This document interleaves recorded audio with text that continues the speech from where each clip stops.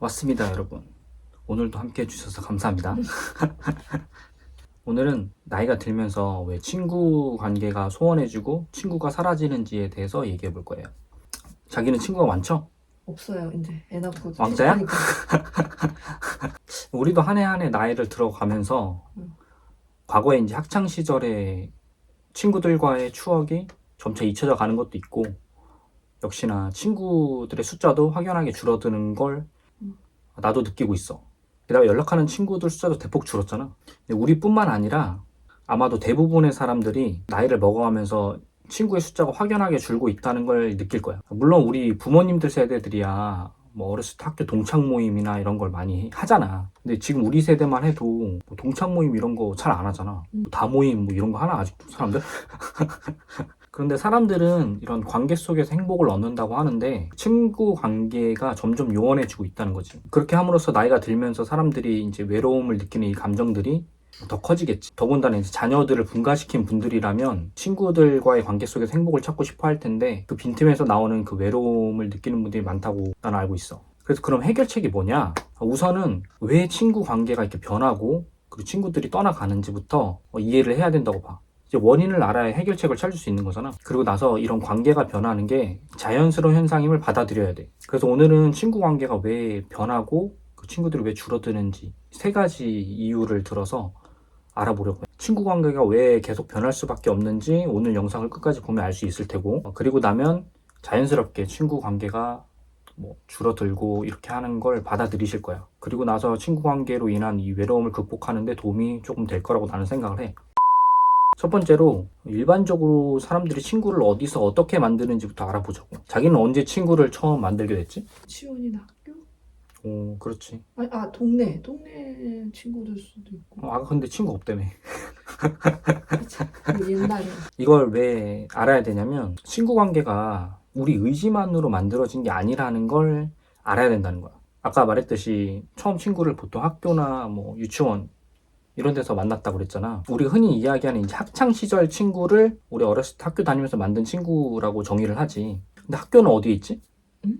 학교가 어디 있어? 우리가 살고 있는 거주지 근처에 이제 학교를 우리가 다녔잖아. 그리고 나서 이제 무작위로 반을 배정받고 내 학교를 등교하다 보니까 이제 거기서 자연스럽게 친구가 만들어지는 거지. 내가 친구를 적극적으로 만들어야겠다 뭐 이런 의도가 있어서 친구를 만들기보다는 그냥 가까이 있으니까 그 친구가 된 거야. 그러니까 아직 애고 다들 비슷한 환경, 비슷한 동네에 살다 보니까 좋아하는 것도 비슷하고 뭐 맨날 TV 보고 뭐 놀이하고 이런 것도 제한적이다 보니까 그런 비슷한 환경에서 그냥 또래 비슷한 친구가 생긴 거지. 내가 얘기하고 싶은 건 그래서 사람은 환경의 영향을 굉장히 많이 받는다. 어릴 적 친구 역시 이런 환경의 영향 속에서 만들어진 게 대부분이라는 거야. 근데 대학교 가면 조금 달라지잖아. 왜냐면 대학교 수업은 내가 직접 수업을 계획을 해서 만들어야 되고 대학교 수업은 같은 교실에서 똑같은 사람들이 듣는 게 아니라 내가 선택한 과목에 따라서 시간과 반이 계속 바뀌니까 말이에요. 그래서 고등학교 때까지 뭐 친구들도 많고 학교 생활도 잘 하던 친구가 대학교 가서는 친구를 만드는 걸 조금 어려워하는 사람들이 많더라고. 이거 물론 내 얘기야. 나도 방황 많이 했지 뭐. 나는 반대였는데. 너 인싸였구나. 그렇지. 밥 혼자 먹기 뻘쭘해서 화장실에서 막 밥 먹고 막 이런 친구들 많거든. 물론 막 나 그런 거 아닌데 라고 하는 뭐 사람들도 있을 수 있어. 난 내 의지로 친구를 만들었는데 뭐 학교 초중고 다니면서도 내 의지로 친구를 만든 거야 라고 하실 수도 있어. 왜냐면 초중고 시절에도 반에서 뭐 친한 친구들을 하고 아닌 친구들이 그룹이 나눠지기도 하니까. 하지만 그것도 반 안에서 고르는 거지 내가 뭔가 외부 환경에서 고르는 친구들은 아니잖아.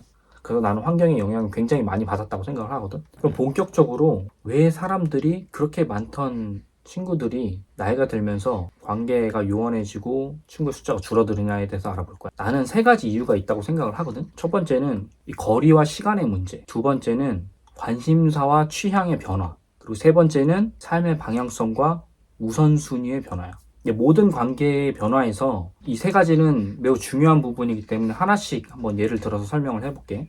첫 번째, 거리와 시간 문제. 이건 중고등학교를 졸업하고 나서 대학에 가거나 대학을 졸업하고 사회생활 해본 사람이면 공감을 할 거야. 일단 내가 살던 동네를 떠나야 되잖아. 물론 내가 사는 동네에서 가까운 곳에서 대학을 다니고 취업을 할 수도 있겠지. 근데 그런 사람이 몇이나 되겠냐고. 그러니까 예전과 다른 동네에서 내가 새로 적응해야 되고 기존에 만나던 친구들은 또 뿔뿔이 흩어졌을 테고 그러니까 만날 시간 자체도 줄고 친구들과의 물리적 거리도 굉장히 떨어지게 되지. 눈에서 멀어지면 마음에서도 멀어진다고. 이건 꼭 연인과의 관계만 뿐만 아니라 뭐 친구들 사이에서도 연락이 뜸해지고 눈에서 멀어지면 당연히 관계가 소원해지는 거야.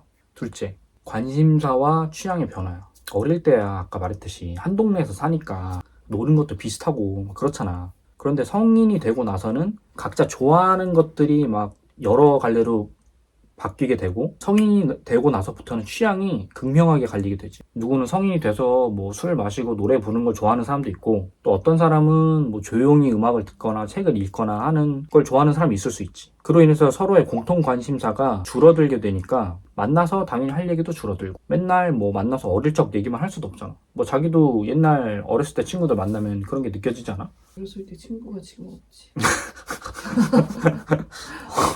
그렇지. 난 친구 없어.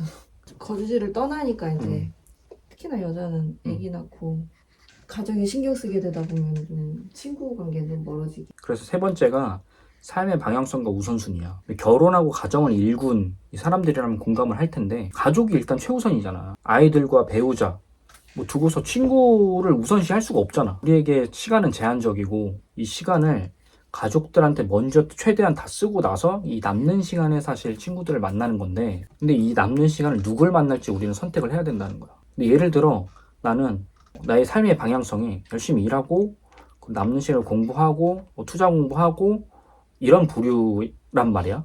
근데 누군가는 뭐 운동 좋아하고 뭐 낚시 좋아하고 혹은 뭐 스트레스 풀러 이렇게 돌아다닌단 말이야. 개인 취미 생활 자체도 다르고 방향성이 다르기 때문에 만나서 할 얘기가 사실 없어. 기껏 시간 내서 만나도 할 얘기 자체도 그렇게 막 다양하지도 않고.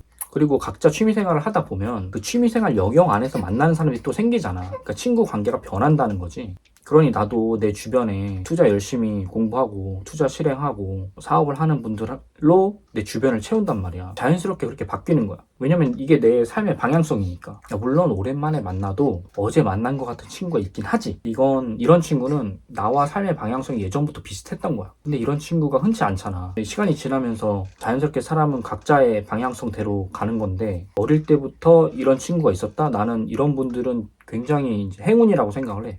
드물기도 하고. 앞서 이제 세 가지에 대해서 얘기를 했잖아. 첫 번째 거리와 시간, 두 번째 관심사, 세 번째 이제 삶의 방향성 때문에 친구가 사라진다고 말해요. 이 세 가지의 공통점이 뭔지 알아? 돈? 그렇지. 바로 자본이라는 거야. 이게 무슨 말이냐? 나는 이게 가장 큰 이유라고 생각을 하거든. 왜냐면 어릴 때 우리가 친구가 되는 이유가 바로 환경, 거주지 문제였단 말이야. 성인이 돼서 다시 만났을 때 서로 형편이 비슷하면 고민도 비슷하고 생각하는 것도 비슷해. 근데 만약에 예를 들어 한 친구가 너무 압도적으로 잘 살기 시작해. 그러면 만나기 사실 껄끄러워지잖아. 한 친구 형편이 넉넉하면 이 친구가 만날 때마다 막 밥을 사. 근데 매번 형편이 넉넉한 사람이 밥을 산다고 해봐. 그럼 만나는 입장에서 좋을 수도 있어. 그런데 매번 이 친구가 밥을 사게 하면 만나는 사람도 부담이고 사주는 사람도 사실 부담이거든. 근데 또 그렇지 않고 뭐 철면피 깔고 맨날 얻어먹는 사람이 있을 수는 있지. 그러는 사람은 경우가 없잖아. 내 말은 서로 이제 동등한 입장, 뭐 주거니 받거니 해야 친구 관계도 오래 갈 수 있다는 거야. 특히나 사소하지만 이런 금전적인 게 오가는 상황에서는 더더욱이나 이제 칼같이 대등한 입장을 취해야 서로 아쉬움이 없다는 거지. 뭐 친구들끼리 뭐 도와주고 뭐 그런 거지 뭐. 뭐 친구 좋다는 게 뭐야 또 이럴 수 있잖아. 근데 실제로 사는 마음은 그렇지 않잖아. 그것도 어릴 때나 통하는 거지. 나이 먹고 가정도 있고 한데 맨날 친구한테 빌붙는다? 그런 건 사실 오래 가져갈 관계는 사실 아니지. 그러니까 친구끼리도 먹고 사는 게 비슷해야 만났을 때 혹은 뭐 생일이야 선물할 때 혹은 가족끼리 모임을 할 때 위화감이 없을 거라는 거야. 그렇잖아. 누구는 뭐 젊어서 아껴서 막 집을 샀어. 한 친구는 젊어서 뭐 쓸 거 다 쓰고 하다가 나이 먹어서 만나고 보니까 맨날 집 없다고 하소연이야. 그러면은 만날 때마다 만나주는 사람도 이게 미안하기도 하고 마음이 좋지 않잖아.